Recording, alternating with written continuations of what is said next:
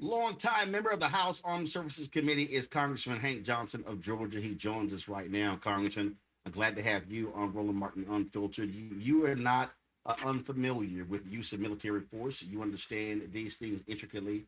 And your assessment of what the hell happened this weekend, and when you have Donald Trump standing before the camera saying, "Oh yeah, we're going to run the country, and they're going to do what we want them to do, and if they don't, then we're going to put somebody in who does what we want them to do." That's how it works. We now running other countries. We now get to tell a sovereign nation what they can do with their own resources. Yeah, Roland, we've got a madman in the White House, a man who is impulsive, and he's guided only by greed and his desire to accumulate more wealth, which he has done a great job of over the last 11 and a half months. He has accumulated about $3 billion in added net worth. And now he stands to gain even more by using, or I'll say abusing, his power as commander in chief, consorting with oil company robber barons to seize the oil, to attack a foreign country, to bomb a country, kill its citizens, invade the country, take its leader, and then create a puppet leader so that he can occupy, so that the U.S. under Trump can occupy this foreign country and take its oil, natural gas reserves, and also its rare earth minerals, and put the profits in the hands of his crypto billionaire buddies who supported him for his reelection, and who were all, many of whom were arrayed behind him at his inauguration. And so it was an act of war. It was a declaration of war. And that's what makes it illegal, because Congress is the only authority under our Constitution that can declare war. And I don't, if this is not a declaration of war to invade and bomb another country and seize its leader, I don't know what an act of war or a declaration of war is. But it's not just even a declaration of war. I mean, to literally stand before and just loudly, unabashedly say, "Yeah, we're going to run the country." Oh, the opposition leader, the woman who got the Nobel Peace Prize, Trump's like, "Yeah, she don't have the respect." So, and now we're hearing that he's pissed off, but he's really pissed off at her because she did not turn down the Nobel Peace Prize, even though she praised him, thanked him. She did everything, and he's like, "Oh, still not enough." She wasn't deserving of the Nobel Peace Prize to act like that. It really sullies the reputation of the Nobel Prize to award it to her. Nonetheless, she was loyal to Trump, and he doesn't have the good sense enough to bring her along with him on this escapade. He just cuts her off, and now he's trying to strong arm Maduro's vice president, turn her into a puppet, a U.S. puppet. And, it's behavior that makes me angry. I can't tell you how angry I am for the U.S. power to be used in this way to usurp a sovereign nation. And this is a small nation, by the way. I think 29 million people, Roland, and 51% of those people are mestizos, and another 3 or 4% are Black people. So these are people of color that you have gone in and you've taken over. They have a per capita income of $3,100 a year. So it's a poor nation. And you're not going to enrich the people by taking their oil. You're going to actually further impoverish them. And if it was about freedom and liberty, you would be talking about, if it was about democracy, you would be talking about advancing the cause of democracy in that country. But you can't do so because you're undermining democracy in this country. So it's really, it's really something. Then they try to blame it on create the fact that, okay, we had to go in and seize Maduro, who's a bad actor and who is running a drug cartel. Yeah, well, that may be true, but you don't go into Russia to seize its leader who's running a racketeering enterprise over there, and you're trying to run one over here. So you really don't have any standing to be in anybody's country. And all of that, Roland, is not doing a damn thing to help with the pocketbook issue that Americans elected Trump to address.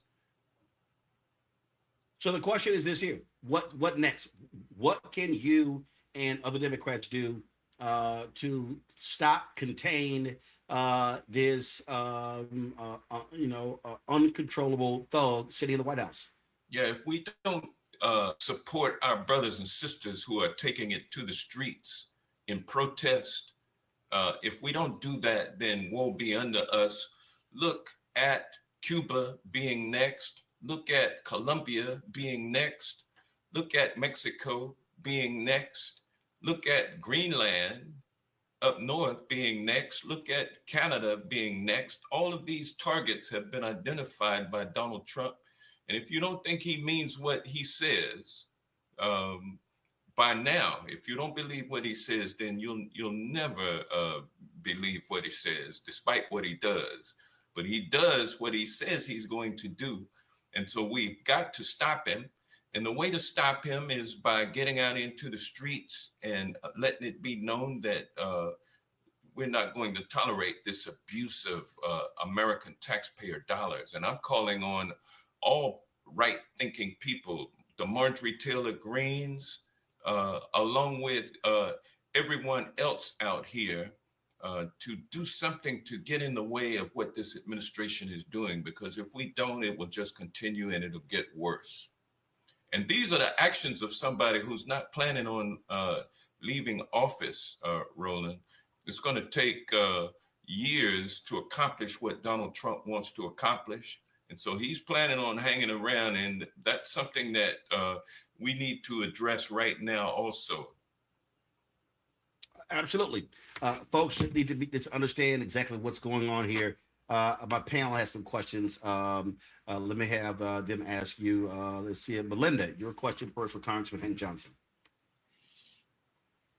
Interesting. You said he says what he's going to do unless it's something positive, like bringing down the cost of groceries or having a plan for healthcare for the American people. But I guess my question for you is, because he's already threatened the interim president, Delcy Rodriguez, that if she doesn't fall in line, there's going to be consequences. And I'm wondering what you know about her commitment to Maduro versus what she will do in regards to what Trump is saying that she needs to do. Well, we've not been briefed by this administration on anything regarding this escapade that they are on. And the situation is fluid. Everyone's trying to deal with the reality that we have a madman who is in the White House, who has control of the nuclear arsenal, as well as all of the lesser weapons that this country possesses. And he is not averse to using it. And he will do so in a way that you never thought he would happen. I mean, he masters in shocking the conscience, and so I don't know what that leader down there will do. The interim president, she has called for Maduro's return. And everybody knows that occupation of foreign countries to plunder their resources does not work. It didn't work in Iraq. It won't work here in Venezuela. We got bogged down in Afghanistan, bogged down in Iraq, bogged down in regime change in Vietnam. We have a long history of invading countries and having protracted conflict, which drains our taxpayer treasure and costs American lives, and other folks across the water understand that as well. And so when they dig in and become insurgents themselves. They hold out until we leave. I mean, that's what we're setting up now. So, regardless of what the vice president may say, we need to look at history in terms of you know what we do as a people from here. Cameron. Good evening, Congressman. How are you doing today? Happy New Year. My question is, as you mentioned, he's a master of kind of the shock and awe and allowing us to divert our attention to something that is extremely important and extremely disturbing. But going into the new year, we were really hyper focused on the rising healthcare costs. Now that those ACA subsidies are coming off the books, we were focused on the Epstein files and Trump and all those that were named in there and all the mountains of evidence that has come out over the last few weeks. We were focused on a lot of issues that were deeply affecting inflation and prices rising. And it seems that every time the news cycle and there's some momentum also in the people and Congress and other places around things that could actually help us or things that are going to make him look bad, something else major happens. Can you talk to me about how you, your colleagues, colleagues in the House, colleagues in Congress, the Congressional Black Caucus, people are still trying to ensure we don't lose sight of the fact that people's healthcare costs are rising, and now we're going in 2026, and all these other issues and prices are affecting people right here at home, because it feels like now this is going to suck up all the energy on the news, suck up all the energy online, and also, and rightfully so in some ways, but it's going to suck up a lot of your focus on Congress. But then we lose sight of something that's hitting our pocketbooks every day.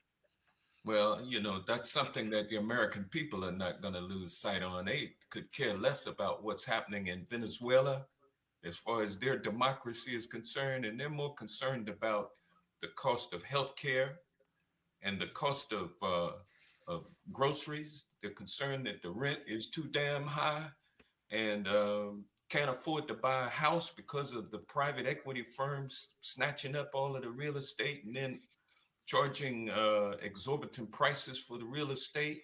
They're concerned about the inability to pay for child care. Child care costs through the roof. And so those are pocketbook issues that the American people have on their minds, and they were lied to by Trump. He told them that you elect me and I'll lower cost on day one, and instead prices have gone up. And so the American people also understand that he promised them that if he was elected, he would release the Epstein files, and they see that he's doing everything he can to renege on that promise. So the conclusion that many Americans are coming to is the fact that Trump lied, and we can't trust him. We can see where he's making billions of dollars and we're losing money. Money is flowing from the pockets of the middle class and those aspiring for it, and going into the pockets of Trump and his billionaire buddies. That's what people see. And it's our job as leaders in Congress on the Democratic side to make sure that the people don't forget. And so we will be talking about those issues, but we'll also, it's also incumbent on us that we make sure that the people understand what Trump is doing with our military authority. And he has been turning that military authority on the people of the United States. But we've got a reprieve now with him going into Venezuela. He's distracted and has to use our assets in that way. And but it could all result in the plunder of the treasury and the lives of our young men and women who have to go to war to protect oil revenues for these oil barons out here. So we've got to keep fighting on all of these fronts. One thing that Trump likes to do is throw everything at you to make you, to subdue you, to cause you to lose hope that there's anything that you can do. And the way to combat that is to challenge every single thing that Trump does that's wrong, and don't let him get away with it. Hold him to account for it. And there'll come a time when accountability will be there for Trump and his billionaire cronies who are plundering the wealth of this nation and putting it into their own pockets. Congo. But Representative Johnson, I wanted to get your thoughts on Republicans, right, in terms of how they're responding to this. On the Senate side, Senator Tim Kaine was talking about how they didn't want to support the War Powers Act he's pushing forward because they felt it was premature. And then this happened, and he said maybe some of them are going to change their mind. On the Senate as well as the House side, we now see that the CIA has been planning this since August at the earliest, which means that Rubio and others were lying to Congress when they were coming to testify. Are you seeing any deeper frustration from Republicans? Are they just going along to get along? Do they not care? Or are they finally getting upset with just the way that they're being treated? Well, I've only seen one that has bucked on Trump, and that's Marjorie Taylor Greene. And also Thomas Massey. He's been giving Trump a little hell. I'll give you that. Thomas Massey has bucked on him in terms of the Epstein files and also foreign intervention. But these other ones are still drinking the Kool-Aid. They are too afraid to step out of line, and I think it's going to be the MAGA loyalist who end up, and I'm talking about the people, not the representatives, who end up concluding that they have been hoodwinked, that they have been deceived, that they have given power to if it was a different time, I would say a northern scalawag carpetbagger, a Yankee. If that appeals to you, you've given power to somebody who is totally different than you, has totally different value system, doesn't care about you, only cares about the wealthy people, those who can afford to drink champagne and eat caviar in his golden ballroom that he's constructing. And, those people are different than you. And they don't mean you any good. And so when Republicans start hearing from their voters who have finally awakened to the reality that they've been hoodwinked, I expect them to continue to grovel for Trump's blessings and to cower in fear and remain silent when they know what he's doing is wrong. All right, then, Congressman Hank Johnson, we appreciate it. We're going to continue to see this thing through, and thanks for joining us. Well, thank you. And by the way, I'm going to be submitting my $50 tonight. If you could run those methods of payment by me once again. Absolutely. We can easily do that. Let's put it up, y'all. If y'all want to contribute to our Bring the Funk fan club, all you got to do is, if you want to use Cash App, use the Stripe QR code. You see it right here on the screen. You can just point your phone to it, the QR code. That's also for credit cards. If you have PayPal, just go to paypal.me/R Martin Unfiltered. Venmo, Roland at RolandSMartin.com, Roland at RolandMartinUnfiltered.com, and checks and money order. Make it payable to P.O. Box 57196, Washington, D.C. 20037-0196. I'll send you a text. So you have them, so you can pick the poison, which one you want. We certainly appreciate it, sir. Thanks a lot. Well, we need a lot more poison out here. I tried to watch 60 Minutes last night, but they led with a story, about Maduro and the arrest being justified, basically, is what they were doing. And then you look at other CNN, and you look at the Washington Post and the LA Times and all of these organs that have been overtaken by these wealthy billionaires, and you cannot get reliable news from these folks. It says that it's time for other organs to move forward, and that's why we need to support yours. Well, I certainly appreciate that, and I agree.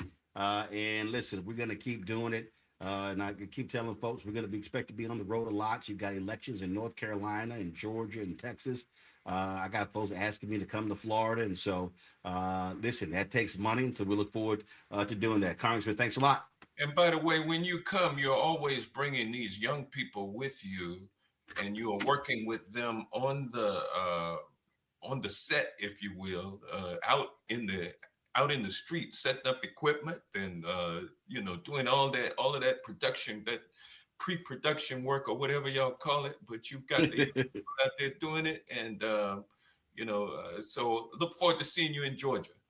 Doing that, and we pay them. That's the other key. We also pay them as well. Yes, sir. Appreciate it. Thanks a lot. Hello, I'm Isaac Hayes III, founder and CEO of Fanbase, and I'm here with a very important message. We are at a turning point in the Black community where we must have equity in the apps we use that scale to billions of dollars.